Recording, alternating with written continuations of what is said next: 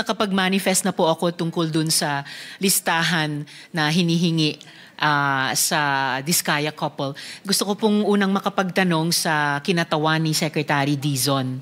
So I see this morning, Mr. Chair, that is Undersecretary Bisnar.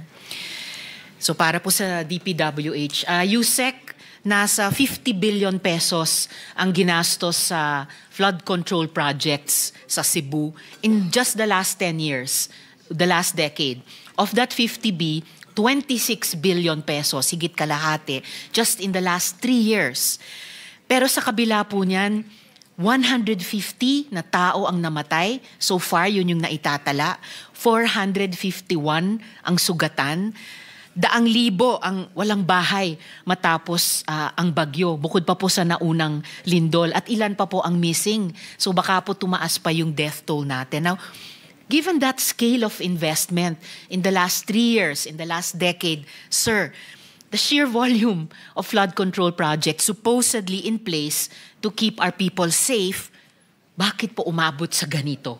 Kamatayan, nasaktan ng tao, nasira yung mga bahay at ibang structures.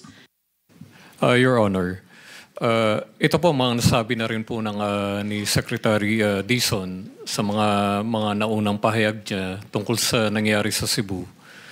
Una po, ang sinabi po niya is despite yung ganito kalaking budget, dami ng flood control projects, ang nakikita po natin sa nangyari is ineffective po yung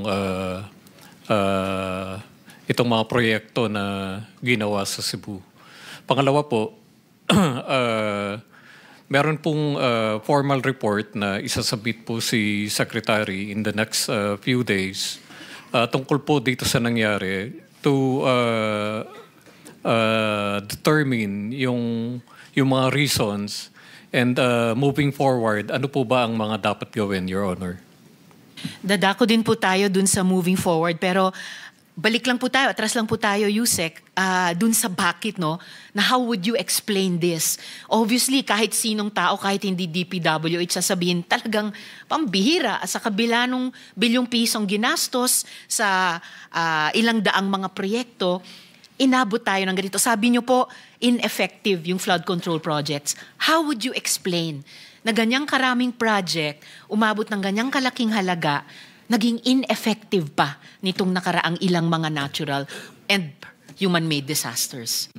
Ma'am, yung mga specific explanations will be submitted with the report of Secretary.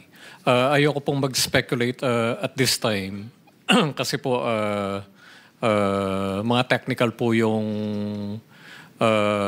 mga technical engineers po natin ang mismong pumunta po sa Cebu para pag-aralan po yung pangyayari.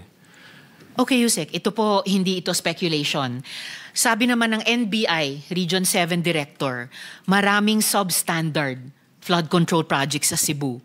At sabi ng gobernador ng probinsya, kung di ghost project, substandard. So nagko-concur ang gobernador at ang NBI Region 7.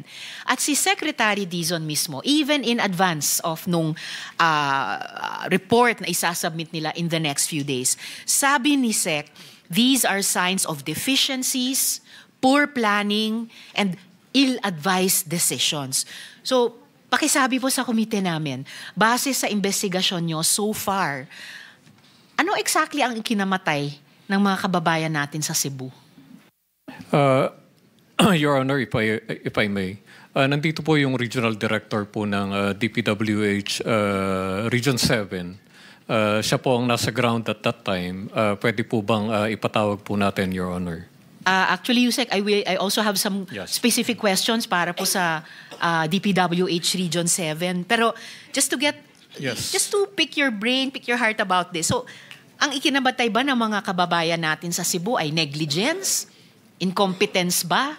Outright corruption din ba? Base sa ongoing investigation nyo, ano pong mga temang lumalabas It appears po na it's a combination of all those factors, Your Honor.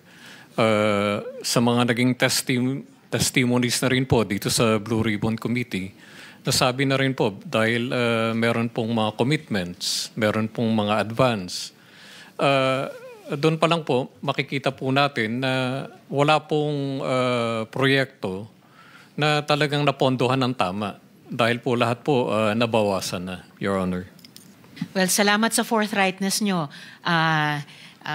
Yusek, na hindi lang isa, hindi lang dalawa, maaring hindi lang itong tatlong factors, pero ngayon pa lang lumilitaw kahit sa investigasyon ng DPWH, combination of all factors na minamagnify yung gravity, no, ng situation at minamagnify yung krimen na nangyari, no, laban sa ating mga kababayan doon sa Cebu. And salamat din, taman yung iniugnay dun sa mga detalye nung isa sa mga factor na yun ng corruption na lumalabas pa rin dito sa ating pagdinig. Yung ganyang mga fenomeno ng commitments, dati commitment positibo, dito lumalabas negatibong paggamit, advances, etc. Dahil maling napondohan yung mga proyektong iyon. Dati rin po sinabi ni Sec. Dizon, Yusek, sa hearing din na ito, na walang national master plan ang mga flood control projects sa bansa. Pero, ayon sa research, may flood control master plan naman, at least para sa Cebu. Meron pala. Gawa mismo ng DPWH kasama ng JICA at finalize po ito 2017 pa. 8 years ago pa po, kasama ang water impounding, watershed protection, irrigation at iba pa. So, mayroon pong konkreto mga components yung inyong master plan ng department with JICA from more than half a decade ago. Ini-implement ba yan? At least ng dating DPWH administration, Yusek? What appears, Your Honor, is hindi po ito na-implement. And ito rin po yung, again, moving forward, ito po yung kinukonsulta po ni Secretary sa Project NOAA, sa UP, sa DNR, para po finally, although limited po yung flood control projects po natin for 2026, ay ma-implement po natin. So, salamat Yusek. Hindi in-implement yung pinaghirapang master plan ninyo, at least for Cebu, no? Kasama ang JICA, pinaghirapan at pinagastusan ng DPWH. So why was that master plan buried? Or bakit siya nilunod tulad ng pagkalunod ngayon ng ating mga kababayan sa Cebu? Your Honor, I'll find out the exact circumstances kung bakit po nangyari to. And will report to you, Your Honor. Salamat po. Nilibing ba yung master plan na yan? O pinigilan ba yan? O inayawan ba yan? Ano yung sense ng current leadership sa DPWH na naging ugali ng previous administrations ng DPWH dito sa master plan na dapat sana napigilan yung ganitong kalaking pagdurusa ng mga Cebuano?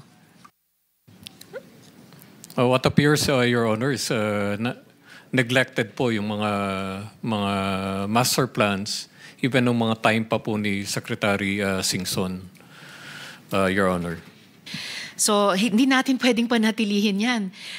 Ma-neglect ang isang master plan na dapat hindi ine-neglect, kundi aalagaan at poprotektahan yung ating mga kababayan, yung mga taxpayers na through the department ay nagbayad para dito at nagbayad sa JICA o sa iba pang partners ninyo.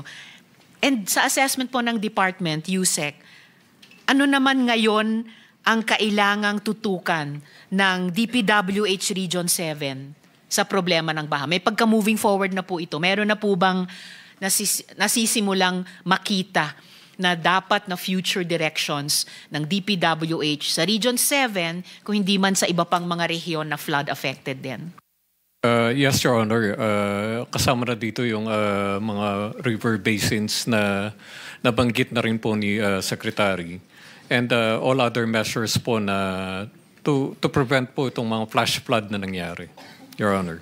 And tama po kayo, Yusek, kasi yung mga river basins, sa pagkaalala ko, ay naging basehan, kumbaga baseline, topographical, geological data ng mga master plan na binuo ng inyong department. Hindi lang po sa Cebu, pati po dito sa NCR, lumabas po sa isang naunang hearing kaugnay ng mga flood control projects sa Quezon City na nag-fail din.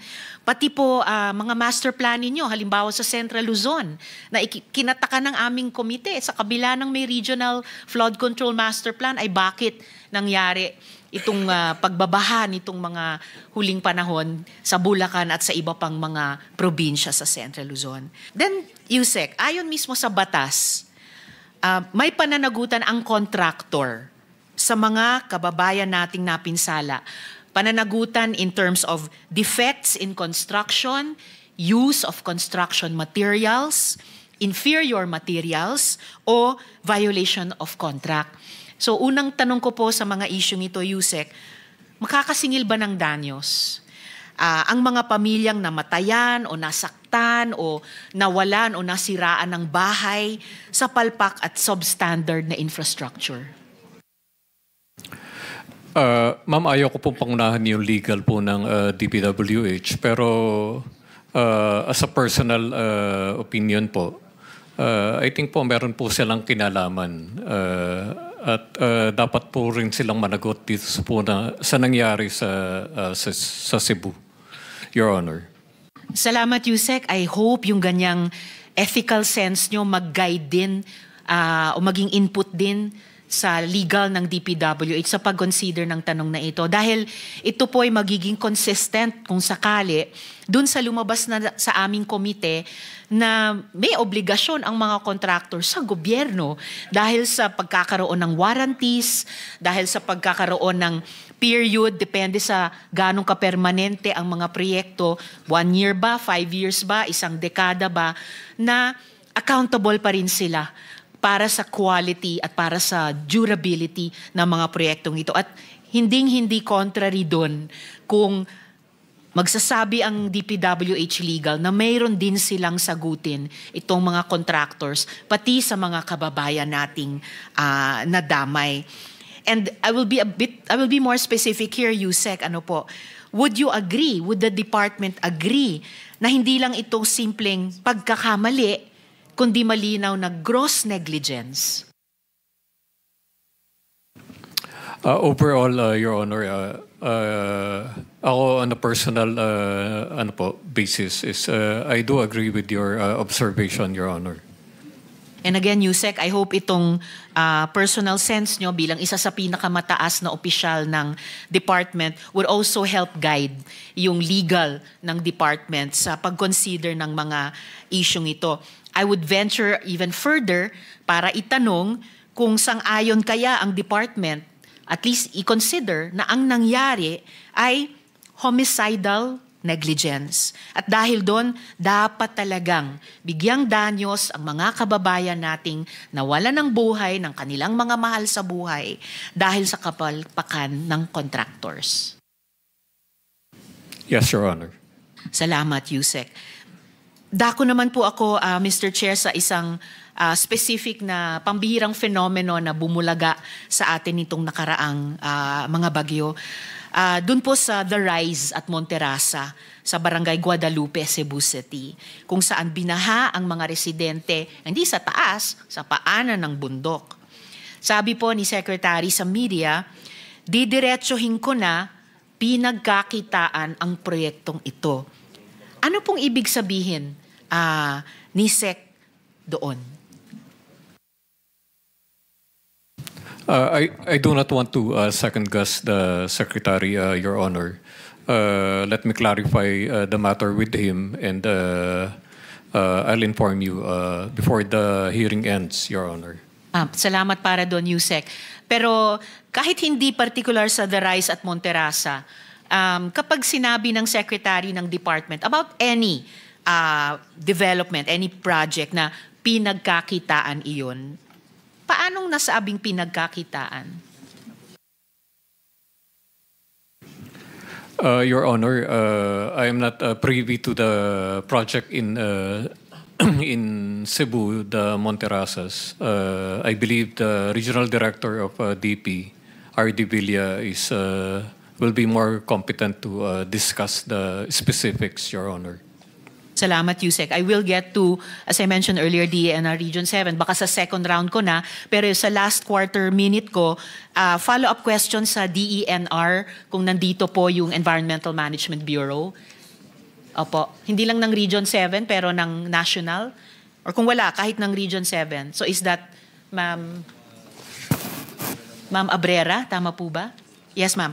So yung one follow-up question ko po sa itong unang round ko, hindi naman po nagkulang ang pagbabala, hindi lang ng iisang tao but several people, about the structural design niyang subdivision ng Darais at Monterasa.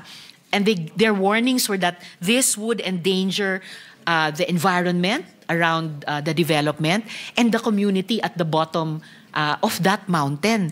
So now, after the storms, after the floods, it's coming out na there were not just one but several, even many violations. So, una po, my last question for this round.